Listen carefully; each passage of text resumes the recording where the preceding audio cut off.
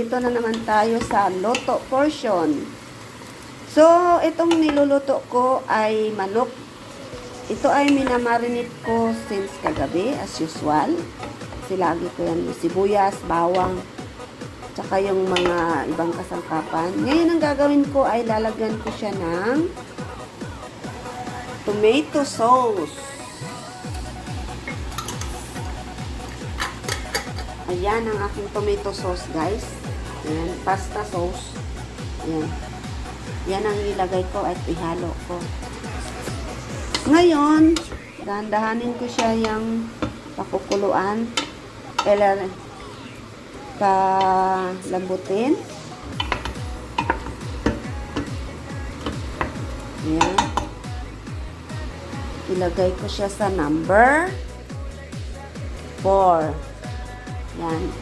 4 lang siya. And then, pag mga isang oras na nasa number 4 siya, babaan ko na ang temperature sa ano niya. Ilagay ko na siya sa number 2 para dahan-dahan siya, no? So, ayan. Yan ay nakamarinate. Yan ay aking lulutuin na lalagyan ko siya ng tomato sauce. Ito muna ang ating. Ito ay nakamarinate ng simula kagabi. Ayan siya.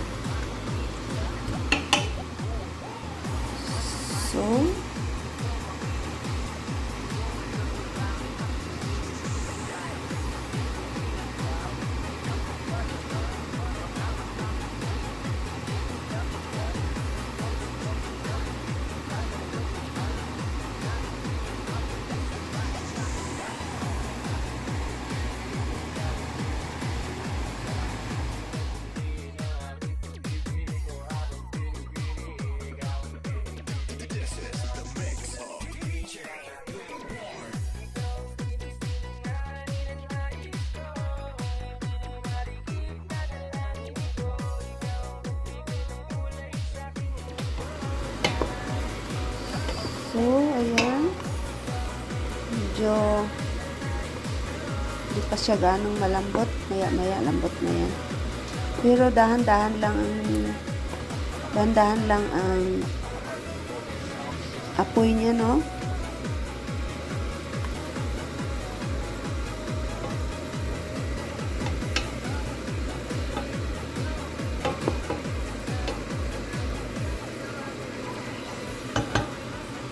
Guys, yan pala ang aking mga kasangkapan na ginamit ko sa pag-marinate ng manok since kagabi. Ayan, may dato puti. Konti na lang ang aming dato puti na suka. Tsaka dato puti na toyo. At tsaka oyster sauce. Tapos, meron kami tinatawag na fish sauce. Ayan. So, yan ang mga kasangkapan na ginagamit ko pang-marinate ng aking manok na niluluto ko ngayon. At ito yon. So, ayan sila. At lagi itong kasama sa timplada kong ginagamit. Ayan. Lagi yan siyang kasama, no? Hindi yan malawawala. At lagi din itong kasama ang magic sarap. So, yan. So, yan sila lahat, guys, ang aking mga kasangkapan na ginagamit ng aking. So, yan na, guys. Malambot na siya, no? Sobrang lambot na niya. Grabe na ang lambot niya, no? So, ilalagay ko na ang sauce, na pasta sauce dyan. Yan ang panghalo ko. Yan. Napakasimple lang. Ayan na. So guys, maglalagay na ako, no? Haluan ko na siya ng pasta dahil malambot na ang chicken. Halo ko na siya dyan. Ubusin ko na para marami-rami. Ayan.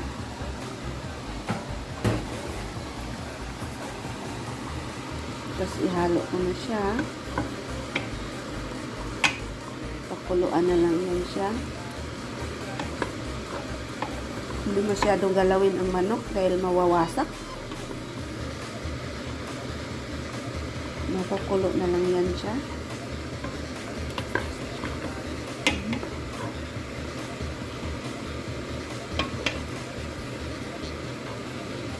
Ang mga Indian guys, ganito sila magluto. Yung manok nila, tama lang yung sa ano, yung tinatawag nilang chicken masala. So, yan. Parang ganun lang siya, no?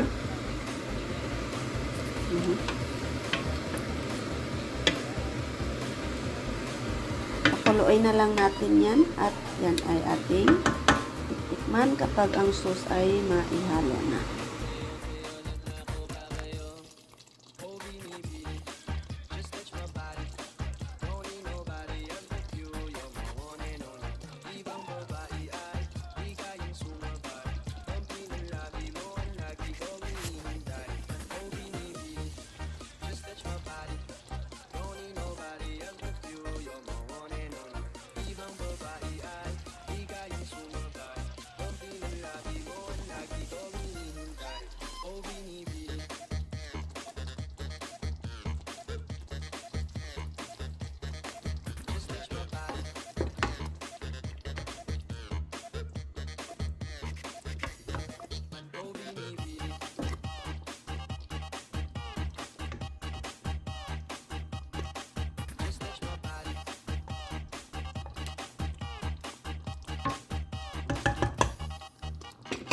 Dagdag pa dyan ang hindi niya, proteinin ng kapal niya. Sure na finish ka.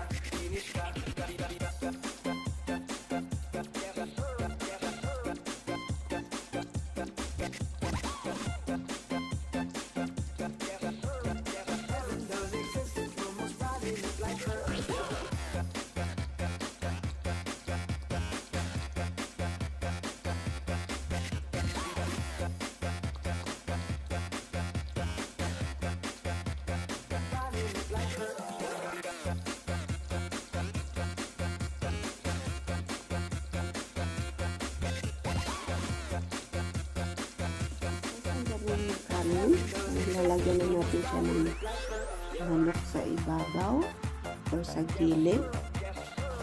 Dito natin ilagay. Ayan. Tapos lagyan natin siya ng sauce sa ibabaw.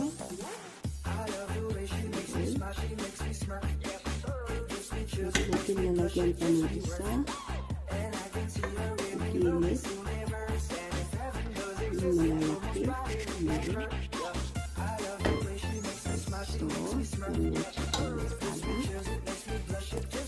Tapos, sa ibabaw guys, ay lagyan natin siya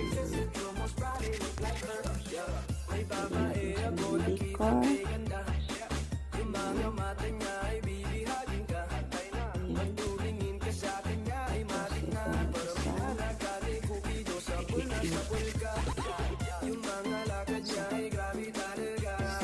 Guys, tapos dito sa gilid, lagyan natin siya ng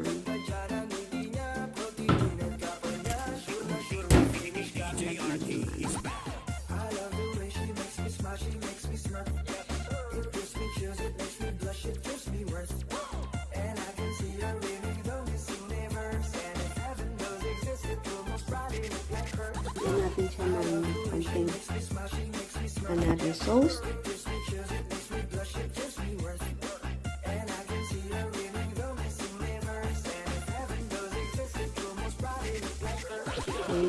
Pang-dip siya sa gorka.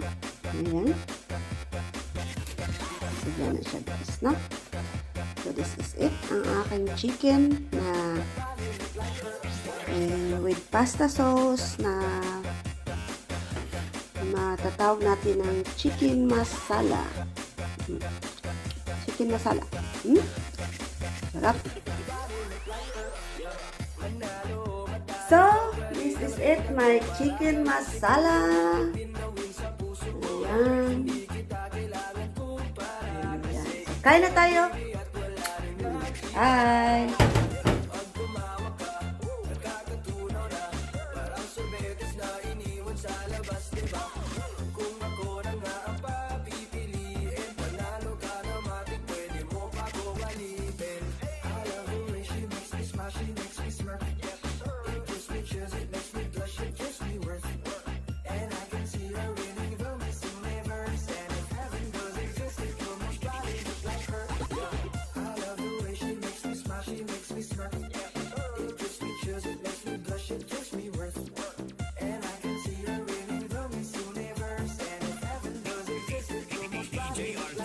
I love the way she makes me smile, she makes me smirk. It gives me chills, it makes me blush, it gives me worth.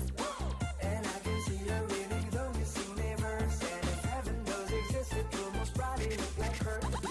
I love the way she makes me smile, she makes me smirk. It gives me chills, it makes me blush, it gives me worth. And I can see her reading the missing neighbors. And if heaven does exist, it will most probably look like her.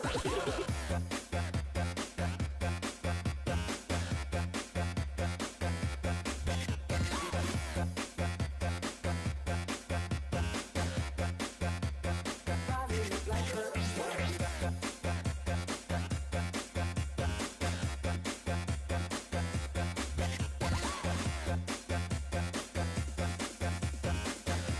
Probably look like her. Sanang iisipin ako, pagod na ko.